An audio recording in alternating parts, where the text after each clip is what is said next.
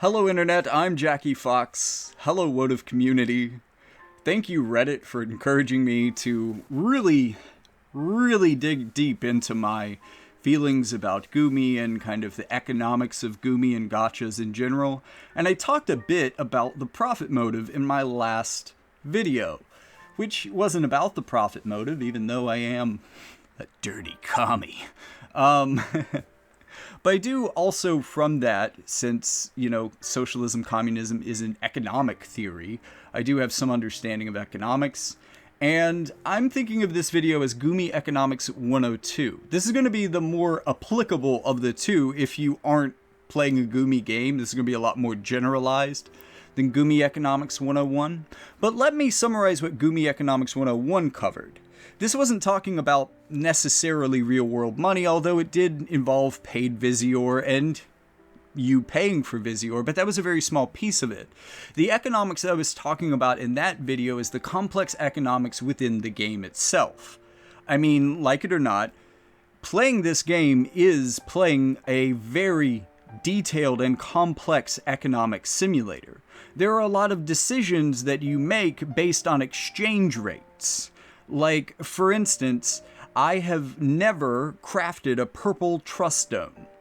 The reason that I have never crafted a purple trust stone is that you get 750 passive experience from a purple trust stone. However, you can trade purple trust shards down to blue at a 2-to-1 rate, which means that you can get 2 blue trust stones for the price of 1 purple.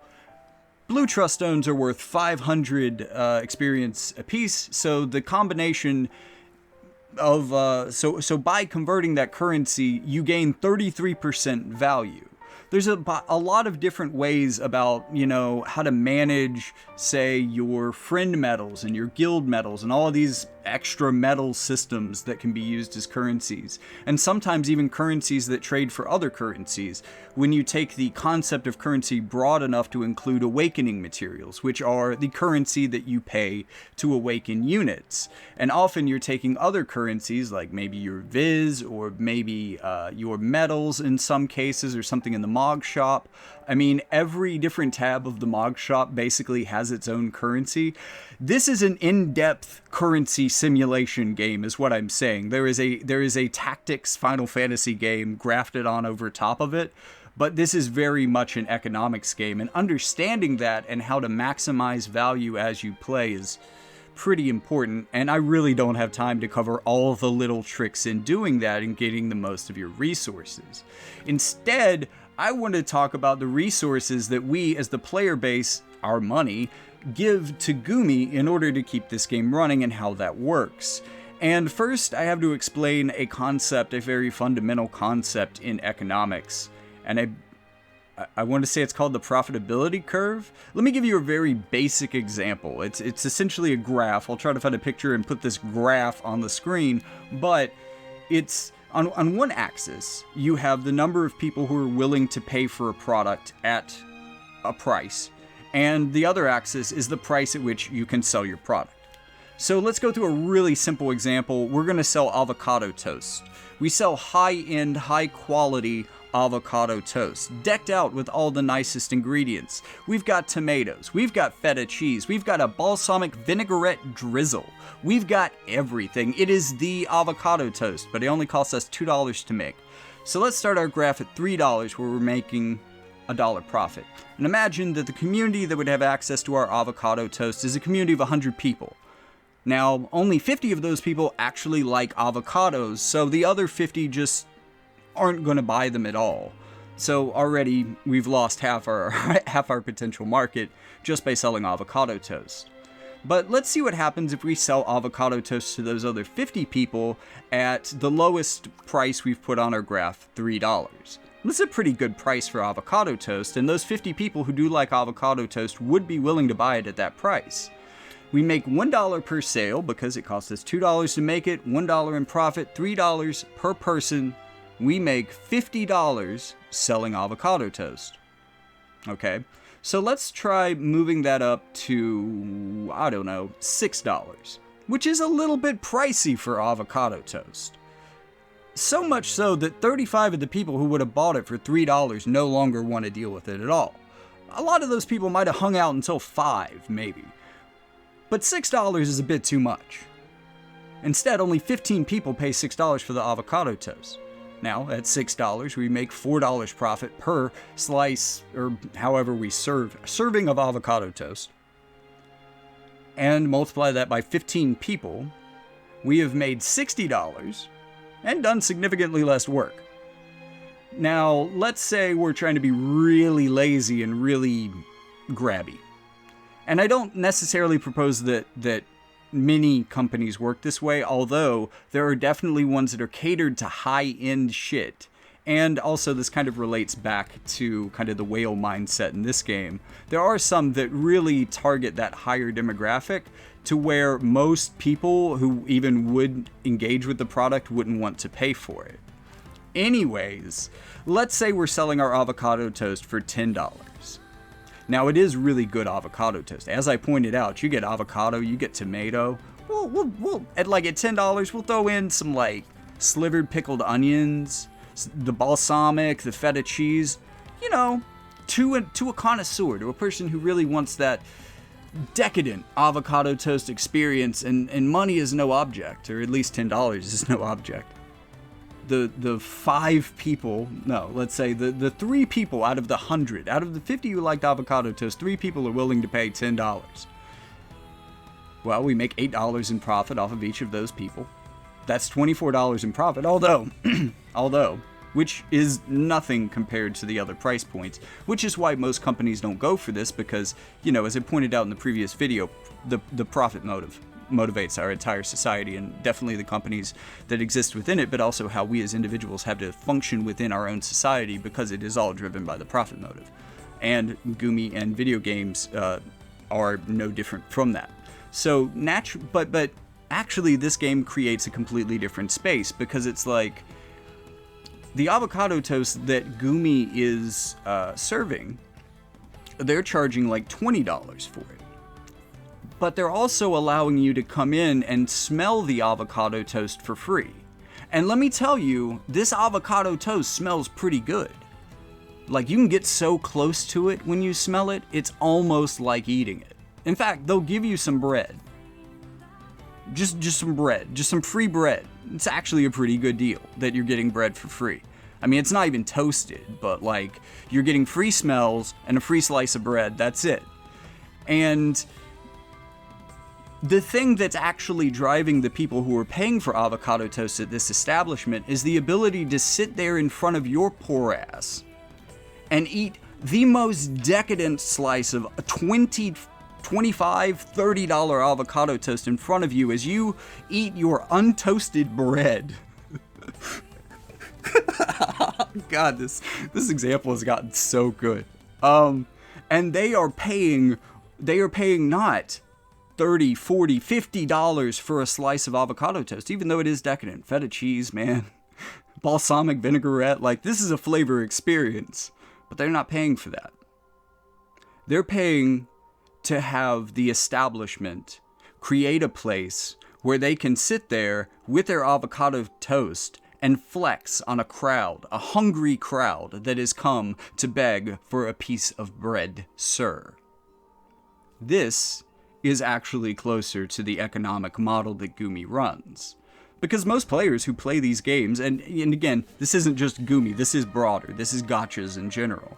I mean, the things I just taught you about how things are priced and why poor people can't afford things, that's the profit motive, and that I've already explained. But this specific breed is kind of the avocado toast smelling experience, as I have just described it, is really more a description of gacha games. So, for a gacha game to remain profitable, they have to make that avocado toast smell real fucking good so you'll want to be near it. They have to make the bread just tasty enough that you decide to come here instead of going hungry.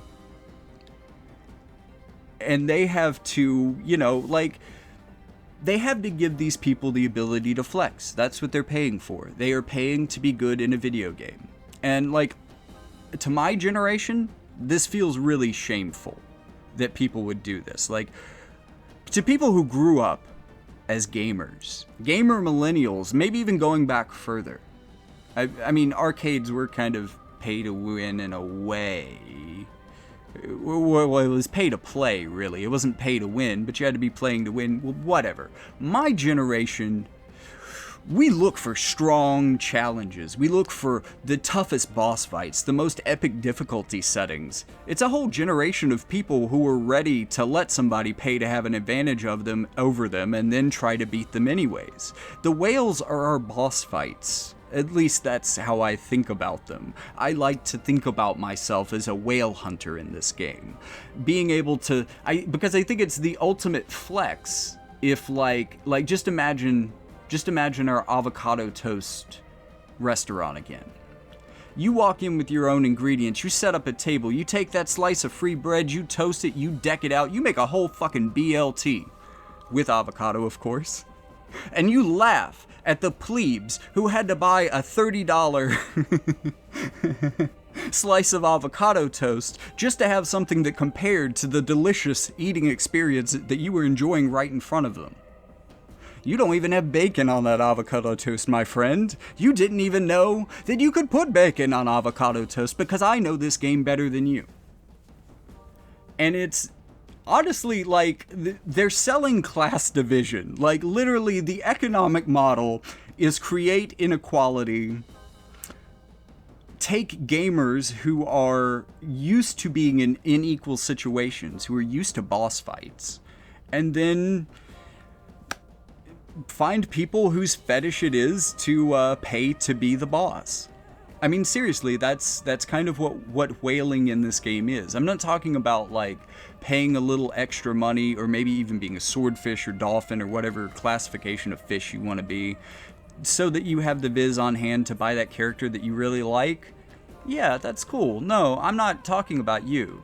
I'm talking about the person who obsessively chases the very best, who will spend hundreds of dollars on a pull session and maxing out a character, who will just regularly spend, like hundreds, if not more than hundreds of dollars a month.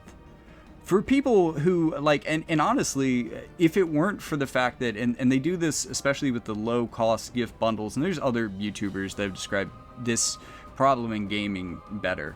But, seeing that, like, oh, it's just 99 cents thing. If you buy that, it kind of helps condition you to buy the bigger things later on.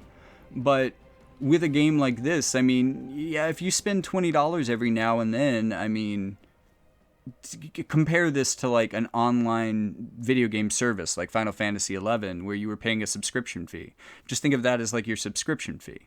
But I think that if the quote-unquote subscription fee that you were paying to stay ahead of the game is like hundreds of dollars a month, then you're just paying for the fetish of being able to seem like you're better than other people, and potentially because you don't have the skill to be. Or also, and look, there are probably a lot of whales who fall into this category, and I've talked a lot of shit so far, so I do want to apologize to this specific subset of whales who makes a lot of money at work, but works pretty much all the goddamn time, and doesn't have time for the amount of grind that this game asks for.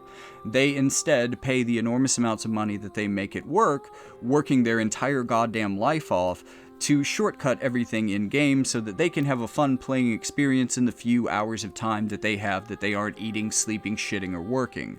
And for those people, I hate that you're in that situation, but I'm glad that you're making money. And I'm not judging the way you play the game. And really, I'm not judging the way that anyone plays the game, even though I think people who spend a lot on this game should really think about if they have a gambling addiction. But also, if it weren't for all those people who possibly have a gambling addiction, a game like this wouldn't be free for a player like me, or at least it wouldn't be as possible to reach higher levels of power, because I think the thing that Gumi ultimately understands, and the reason why I don't hate them as much as potentially other games that use similar strategies, is I think that they understand both sides of the dynamic. They understand that, if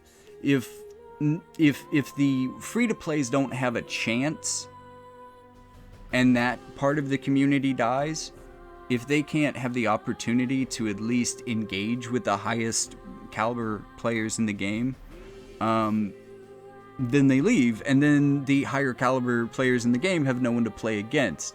So it's they intentionally try to ride the line between making it easier to win if you've paid money in some way, but also possible to roughly keep up with that if you're willing to put in a lot of effort.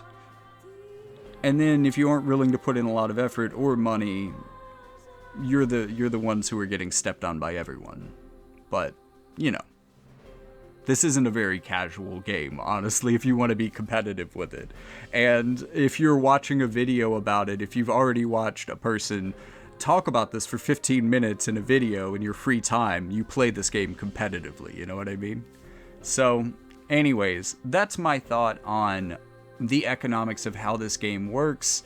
And, you know, unfortunate as it is, we kind of need whales, but we also need to be mindful of keeping Gumi mindful of the fact that we also have the desire to be able to compete with them if we put in the effort. And I think that, you know, at a certain point, it doesn't feel... I think whales can convince themselves in this game that they have skill, because there is a lot of skill required to being good at this game. It's just ridiculously complex, even if you're paying money into the system to get the best characters. Like AI tuning, proper equipment, strategy, placement, all of these things are very in-depth, and just paying money won't get you past them.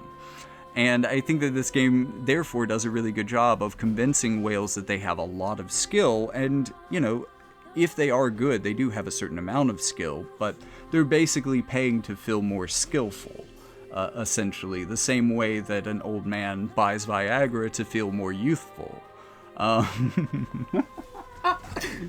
Oh man, this video is going off the rails, but I have kept it under 20 minutes, so I hope people watch it. But anyways, that is Gumi Economics 102, and honestly, this one's probably the most applicable to, like, real-world economics. Although, if you enjoyed this, for whatever fucking reason, go back and watch Gumi Economics 101, and maybe I should do, like, maybe this is 201, maybe 102, should be me talking about all the ways... No. See, the dynamics of the currencies in-game change on like a month-to-month basis. They adjust them over time, which is really what I was getting at in Gumi Economics. So, you know, writing an in-depth on like how to maximize your resources in this game, it would probably be outdated too quickly. But there are a lot of really cool tips for ways that you can trade things or ways that you can farm that you'll just kind of never run out of certain resources. But that is the video, and I'll see you in the next one. So like, subscribe, and leave a comment. Tell me